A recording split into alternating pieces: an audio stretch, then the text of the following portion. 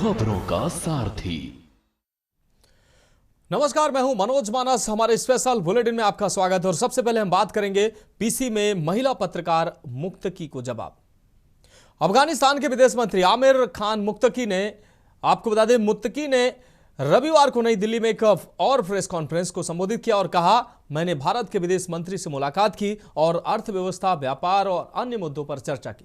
हमने चाबहार बंदरगाह पर भी चर्चा की है, बाघा बॉर्डर खोलने की अपील भी की है। आपको बता दें कि मुत्तकी की इस बार प्रेस कॉन्फ्रेंस में महिला पत्रकारों को विशेष रूप से आमंत्रित किया गया था। इससे पहले शुक्रवार को मीडिया से बातचीत में उन्हें महिला पत्रकारों को शामिल नहीं किए जाने पर कड़ी आलोचना झेलनी पड़ी थी, जिसके बाद यह कदम उठाया गया। वहीं अफगानिस्तान के विदेश मंत्री आमिर खान मुत्तकी ने मीडिया को संबोधित करते हुए कहा, बैठक के दौरान भारत के विदेश मंत्री ने काबुल में अपने मिशन को दूतावास स्तर तक उन्नत करने की घोषणा की है और काबुल के राजनीतिक, आपको बता दें, राजनयिक नई दिल्ली पहुंचेंगे। वहीं जब उनसे 2 दिन पहले प्रेस कॉन्फ्रेंस में महिला पत्रकारों को आमंत्रित नहीं किए जाने के बारे में पूछा गया तो उन्होंने कहा, प्रेस कॉन्फ्रेंस बहुत शॉर्ट नोटिस पर थी और पत्रकारों की एक छोटी लिस्ट तैयार की गई थी और जो भागीदारी सूची प्रस्तुत की गई थी वो बहुत विशिष्ट थी।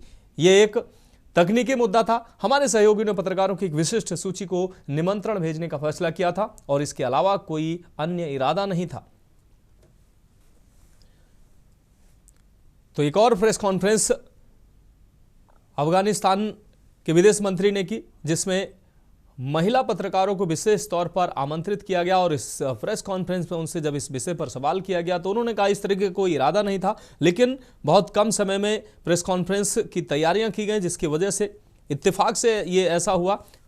अपने इसके अलावा उन्होंने जो तमाम रणनीतिक विषयों पर चर्चा हुई उसका भी इस प्रेस वार्ता में उन्होंने जवाब दिया, बात की। पत्रकार वार्ता में उन्होंने कहा कि अफगान विदेश मंत्री आमिर खान मुत्तकी ने कहा कि बाघा बॉर्डर खोलने की हमारे द्वारा अपील की गई है। इसके अलावा हमने चाबहार पर भी चर्चा की है। तो भारत और अफगानिस्तान के जो संबंध है वो नई दिशा की तरफ बढ़ते नजर आ रहे हैं। अफगानिस्तान में तालिबान शासन आने के बाद रूस ने जो है जिस तरीके से अफगानिस्तान को मान्यता दी है, उसके बाद अब भारत का दौरा करने विदेश मंत्री मुत्तकी पहुंचे हैं। इस दौरान मुत्तकी ने चाबहार पर जो चर्चा हुई विदेश मंत्री के साथ उसका भी उन्होंने जिक्र किया। इस दौरान उन्होंने कहा कि विदेश मंत्री से बाघा बॉर्डर खोलने की भी अपील की है।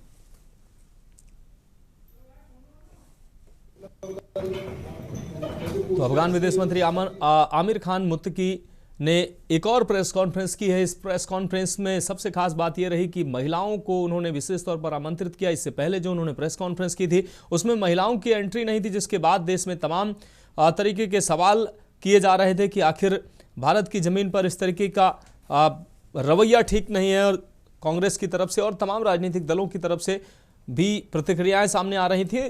तमाम विशिष्ट पत्रकार भी इस लहजे की जो है वो बुराई कर रहे थे, लेकिन अब एक और जो है प्रेस वार्ता सामने आई है। आमिर खान मुत्तकी ने एक और प्रेस वार्ता की है जिसमें विशेष तौर पर महिलाओं को आमंत्रित किया गया। इस प्रेस वार्ता में उनसे जब संबंधित सवाल पूछा गया तो उन्होंने कहा कि ऐसी कोई बात है नहीं।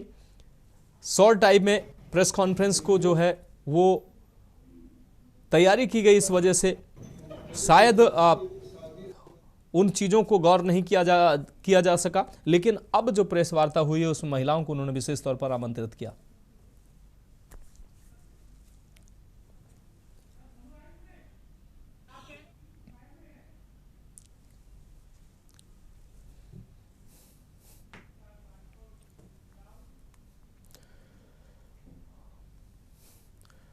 तो आमिर खान मुत्तकी ने साफ तौर पर उन्होंने कहा कि इस तरीके का कोई इरादा नहीं था।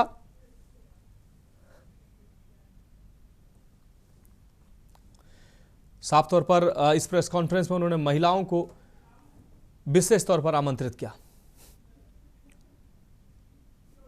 और अब हम बात करेंगे ऑपरेशन ब्लू स्टार बयान पर बवंडर की। पंजाब के अमृतसर में 50 साल पहले कांग्रेस शासन में एक ऐसा फैसला लिया गया था जिसकी वजह से आज भी राजनीतिक माहौल गर्म है। वो ये फैसला था ऑपरेशन ब्लू स्टार, यानी स्वर्ण मंदिर के अंदर छुपे उग्रवादियों पर कार्रवाई करने के लिए तत्कालीन प्रधानमंत्री इंदिरा गांधी ने सैन्य कार्रवाई की इजाजत दी थी। इससे सिख समुदाय के लोग इतने नाराज हुए कि बाद में 2 बॉडीगार्ड ने ही प्रधानमंत्री इंदिरा गांधी की गोली मारकर हत्या कर दी थी। एक बार फिर इसका जो जिन्न है वो बाहर आ गया है, इस घटना का जो जिन्न है वो बाहर आ गया है। दरअसल पी चिदंबरम, कांग्रेस नेता पी चिदंबरम ने ऑपरेशन ब्लू स्टार पर चर्चा की है। उन्होंने कहा कि ऑपरेशन ब्लू स्टार का तरीका गलत था और इसकी कीमत इंदिरा गांधी ने अपनी जान देकर चुकाई। इसके बाद बीजेपी ने उन पर हमला किया। दूसरी ओर कांग्रेस नेता राशिद अल्वी ने चिदंबरम की आलोचना की। राशिद अल्वी ने कहा कि ऑपरेशन ब्लू स्टार सही था या गलत था यह अलग बात है, लेकिन 50 साल बाद चिदंबरम जी को कांग्रेस पार्टी और इंदिरा गांधी पर हमला करने की क्या जरूरत थी? उन्हें कौन सी बात मजबूर कर रही है?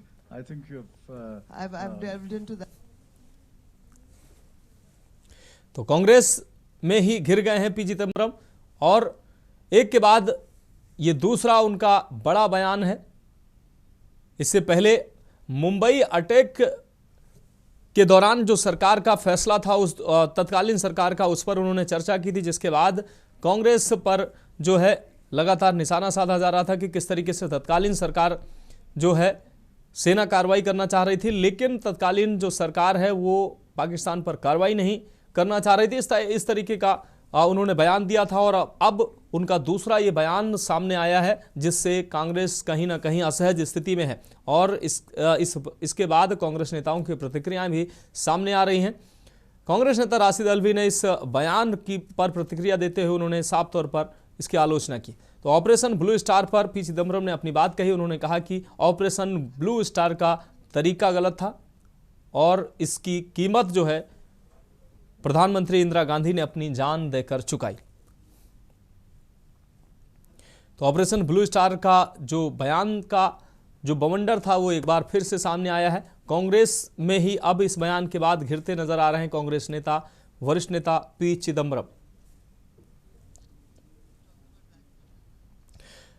तो कांग्रेस सरकार में वित्त मंत्री रहे P Chidambaram operation blue star पर बोलते नजर आए। इस दौरान अब इस बयान के आने के बाद जहां एक तरफ कांग्रेस घिरती नजर आ रही है, वहीं अपने ही बयान में अब कांग्रेस के भीतर ही घिरते नजर आ रहे हैं पी चिदंबरम।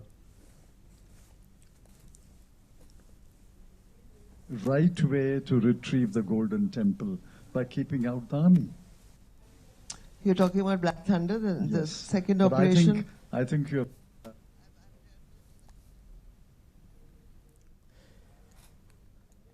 तो पी चिदंबरम के इस बयान के बाद कहीं ना कहीं राजनीतिक माहौल गर्म हो गया है।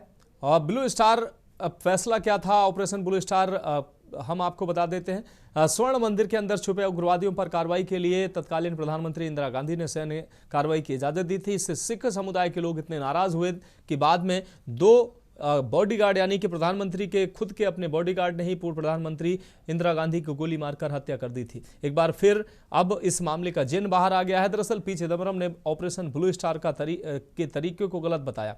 उन्होंने कहा कि यह तरीका गलत था, इसकी कीमत इंदिरा गांधी ने अपनी जान देकर चुकाई है। इसके बाद बीजेपी ने उन पर हमला किया। दूसरी ओर कांग्रेस नेता राशिद अल्वी ने चिदंबरम की आलोचना की। राशिद अल्वी ने कहा कि ऑपरेशन ब्लू स्टार सही था या गलत यह अलग बात है, लेकिन 50 साल बाद चिदंबरम जी को कांग्रेस पार्टी और इंदिरा गांधी पर हमला करने की क्या जरूरत थी?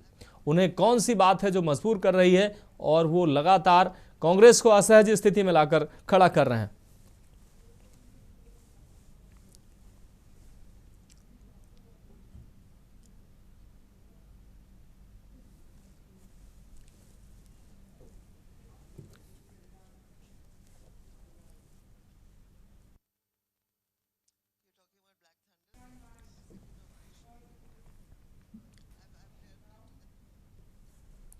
और अब हम बात करेंगे पटेल जयंती यूपी में बृहद कार्यक्रम। उत्तर प्रदेश में देश के पहले गृह मंत्री सरदार वल्लभ भाई पटेल की 150वीं जयंती धूमधाम से मनाई जाएगी। इसके लिए योगी सरकार की तैयारियां मुकम्मल हो रही हैं और पूरी तैयारियां जो है सरकार कर रही है। मुख्यमंत्री योगी आदित्यनाथ ने कहा कि सरदार पटेल स्वतंत्रता सेनानी ही नहीं बल्कि अखंड भारत के शिल्पी थे। आज हमें जैसा भारत नजर आता है वो सरदार पटेल के कारण ही। 31 अक्टूबर को उनकी जयंती पर कई कार्यक्रमों का आयोजन किया जाएगा। इसके लिए चर्चाएं भी की जा रही हैं। सीएम योगी ने प्रेस वार्ता में जानकारी देते हुए बताया कि सरदार पटेल की 150वीं जयंती के अवसर पर प्रदेश भर में 31 अक्टूबर को रन फॉर यूनिटी का आयोजन किया जाएगा। सरकार और भारतीय जनता पार्टी मिलकर इसे भव्य और दिव्य बनाएंगे। वहीं 31 अक्टूबर से 26 नवंबर के बीच सरदार एट द 150 यूनिटी मार्च आयोजित किया जाएगा। यानी कि सरकार एट द 150 वर्ष यूनिटी मार्च के नाम से ये यूनिटी मार्च निकाला जाएगा। इसका हिस्सा प्रदेश के हर जनपद के खिलाड़ी, कलाकार समेत पांच युवा बनेंगे। तो 31 अक्टूबर से 31 नवंबर तक, आपको बता दें 26 नवंबर तक ये मार्च जो है वो आयोजित किया जाएगा। तो बृहद कार्यक्रम करने की तैयारी में है उत्तर प्रदेश की योगी सरकार।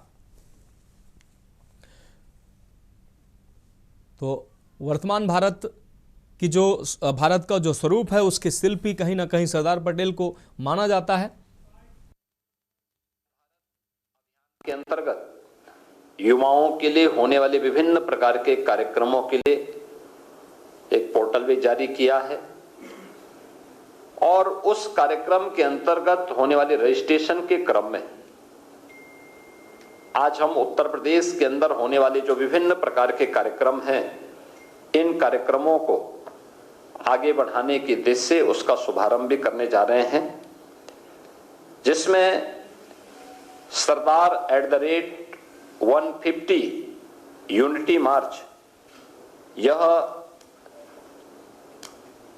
अभियान 31 अक्टूबर से 6 दिसंबर के बीच में एक बड़ा अभियान होगा, जो देश भर के हर जनपद के 5 युवा इस अभियान का हिस्सा बनेंगे और ये सरदार साहिब के जन्मभूमि से लेकर के केवड़िया तक की 150 किलोमीटर की इस यात्रा को ये सभी युवा जन जागरण अभियान के विभिन्न प्रकार के कार्यक्रमों के साथ जुड़ते हुए आगे बढ़ाने का काम करेंगे।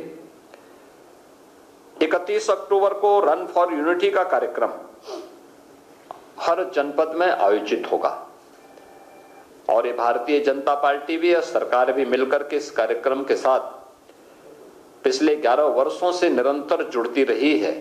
इस बार इसमें सरदार साहिब की 150 वर्ष जयंती के पूर्ण होने के उपलक्ष्य में इसमें और भी उत्साह है। और इस खबर पर अब अपडेट के लिए हमारे संवाददाता मनीष तिवारी हमारे साथ जुड़ गए हैं। मनीष, सरदार पटेल की जयंती के अवसर पर उत्तर प्रदेश सरकार बृहद कार्यक्रम आयोजित करने की तैयारी कर रही है। रन फॉर यूनिटी के अलावा तमाम कार्यक्रम आयोजित करेगी उत्तर प्रदेश की योगी सरकार। इसको लेकर मुख्यमंत्री ने जो है चर्चा भी की है। क्या कुछ है अपडेट इस खबर पर? जी, जिस प्रकार से देखा जाए, उत्तर प्रदेश के मुख्यमंत्री ने सरदार वल्लभ भाई पटेल की आज जयंती है और जो उनके द्वारा ये कहा गया कि हर साल उनकी जयंती को जो है हम मनाते हैं और जिस प्रकार से देखा जाए एक Sardar at the rate 150 unity march की एक उनके द्वारा घोषणा की गई। इसके तहत एक अभियान चलाने के लिए कहा गया। उनके द्वारा साफ तौर से ये कहा गया कि ये अभियान जो है जो 31 अक्टूबर से 6 दिसंबर तक जो है चलेगा और इस अभियान में युवाओं को जोड़ा जाएगा। जिस प्रकार से अगले उनके द्वारा कहा गया आत्मनिर्भरता, जो एक लगातार एक जो है उत्तर प्रदेश के मुख्यमंत्री या डिप्टी सीएम हो, लगातार आत्मनिर्भर का एक संदेश जो है लगातार जो है उत्तर प्रदेश की जनता को उनके द्वारा दिया जा रहा है।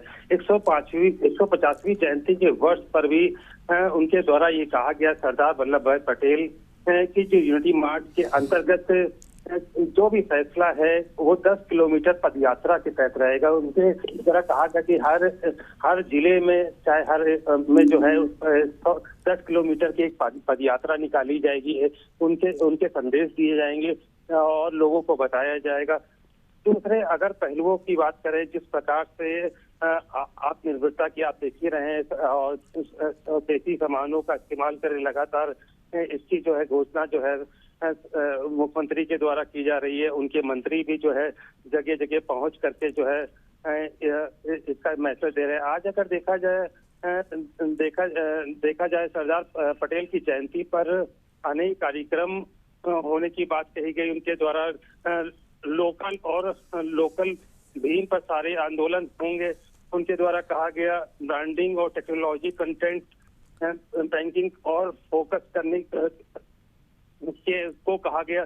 तो हर अगर पहलुओं को देखा जाए अगर इन घोषणाओं को आज सरदार वल्लभ भाई पटेल की, जिनको हम लौह पुरुष के नाम से भी जानते हैं, और देखा जाए जितने भी मुख्यमंत्री के द्वारा मीडिया के सामने मुखातिब होकर के जो बयान दिए गए, जो भी संदेश जो जनता और सभी लोग मान रहे हैं कि जिस प्रकार से आज जयंती है, जयंती का एक माध्यम ही है और साथ ही साथ 2027 का चुनाव है विधानसभा का, हर एंगल से जो है पदयात्रा और लोगों को जोड़ने की बात, लोगों की जन सुनवाई की बात और स्वदेशी सामानों खरीदारी।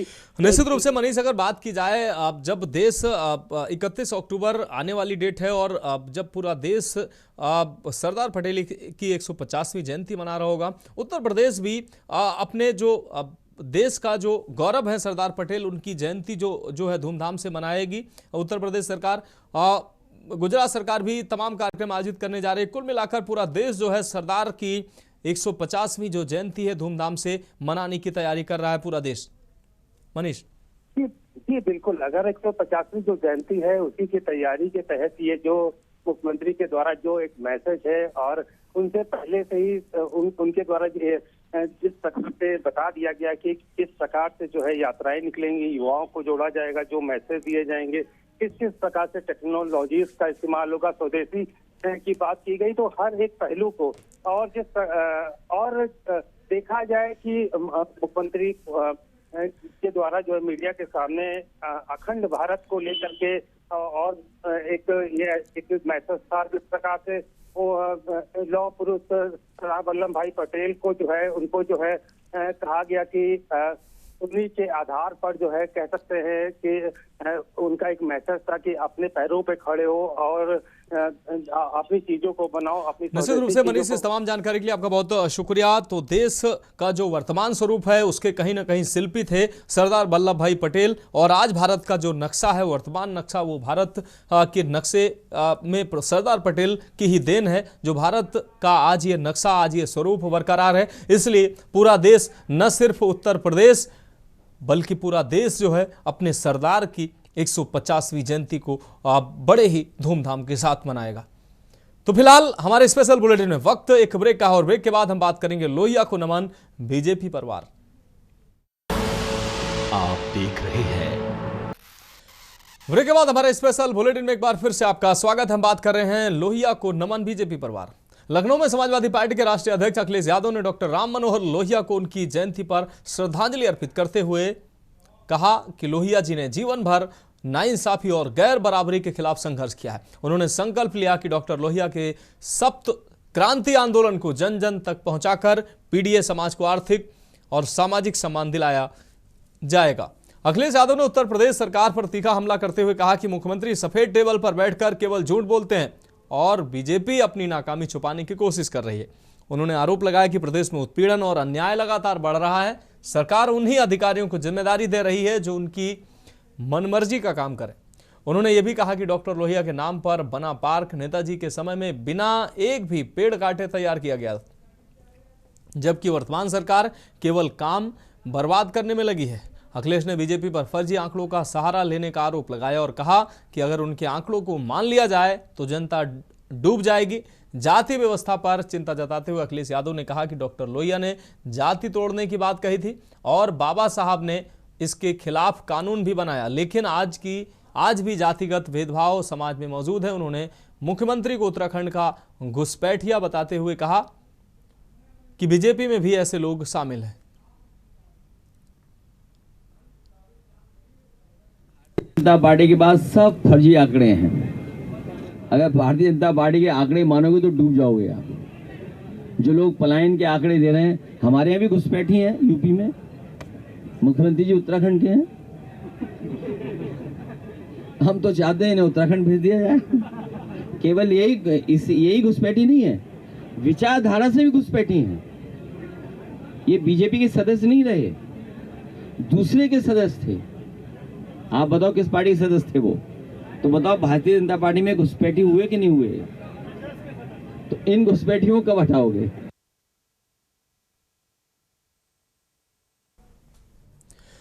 और अब हम बात करेंगे ब्रजभूषण की हुंकार फिर बनेगी सरकार।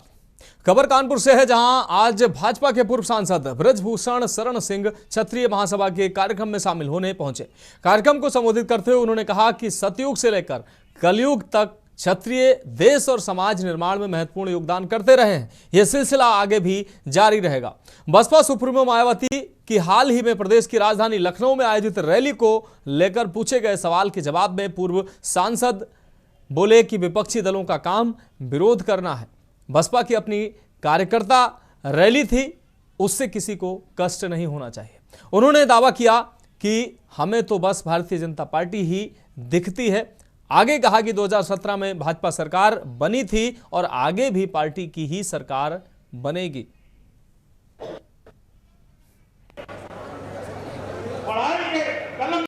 देखिए, इलेक्शन की तैयारी नहीं, हमारे समाज का सभा हो रहा है। क्षत्रियों का जागरण किया जा रहा है और कभी हम तलवार के बहुत बड़े माहिर होते थे, अभी तलवार से काम नहीं चलेगा। अब जो जिसकी पेन की ताकत जितनी अच्छी होगी वो आईएएस बन सकता है, आईपीएस बन सकता है, पीसीएस बन सकता है, डॉक्टर इंजीनियर बन सकता है, प्रोफेसर बन सकता है, अपनी जिंदगी आगे अच्छी तरह से बिता सकता है। इसका उद्देश्य, दशहरा मेला का उद्देश्य एक ही होता है, वो हमेशा हमारे सनातनी त्योहार है कि सभी सर्व समाज को एक करना, गले शिकवे दूर करना, सारे समाजों को एकत्रित करना, संगठित करना और देश की संरचना में एक प्रमुख भागीदारी अखिल भारतीय क्षत्रिय महासभा के द्वारा ये आयोजित या एक समाचार देने का काम किया गया। सतयुग से लेकर कलयुग तक क्षत्रिय समाज का योगदान था, है और रहेगा, हमेशा रहेगा। इसको नकारा नहीं जा सकता है। ये जिस तरीके से मायावती की कल रैली हुई है, अखिलेश यादव ने स्पष्ट कह दिया है कि जिस तरीके से मायावती को यानी कि बसपा को आनंद का साथ चाहिए, उतना ही भाजपा को भी चाहिए। इस पर आपकी क्या राय है? देखिए, विरोधी पार्टी के जो लोग हैं वो विरोध के ही बात करेंगे।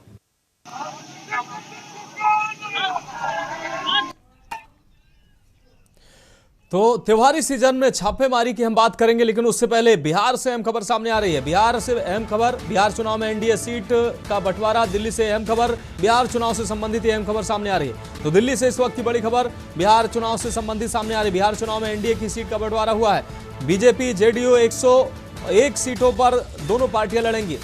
101 सीटों पर बीजेपी और जेडीयू लड़ेंगी, जबकि एलजेपी रामविलास पासवान की पार्टी 29 सीटों पर चुनाव लड़ेगी। हिंदुस्तानी आवाम मोर्चा 6 सीटों पर चुनाव लड़ेगी। तो दिल्ली से इस वक्त की बड़ी खबर, बिहार चुनाव में एनडीए सीट का बंटवारा हो गया है।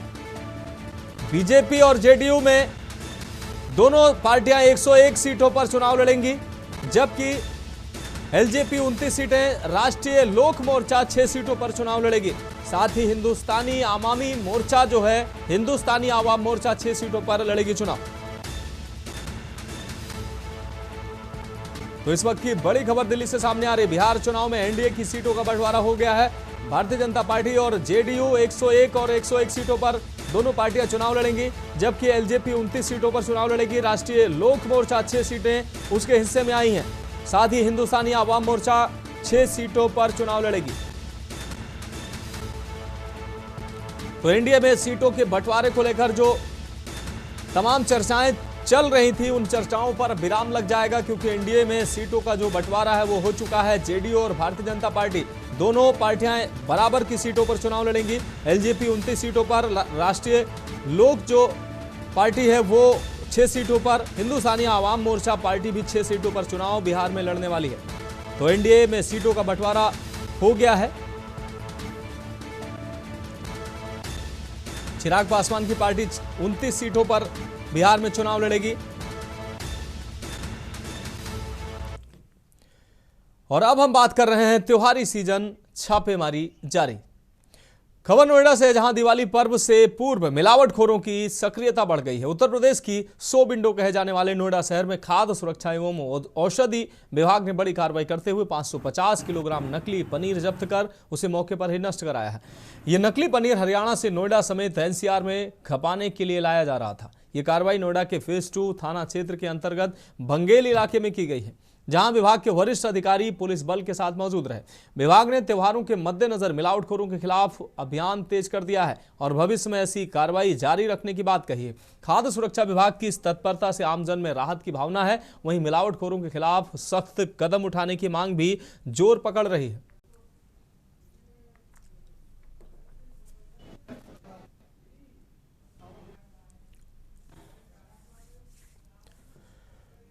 तो फिलहाल हमारे स्पेशल बुलेटिन में अभी के लिए मेरे साथ इतना ही। मुझे दीजिए इजाजत और आप देखते रहिए के न्यूज इंडिया। आप देख रहे हैं के न्यूज।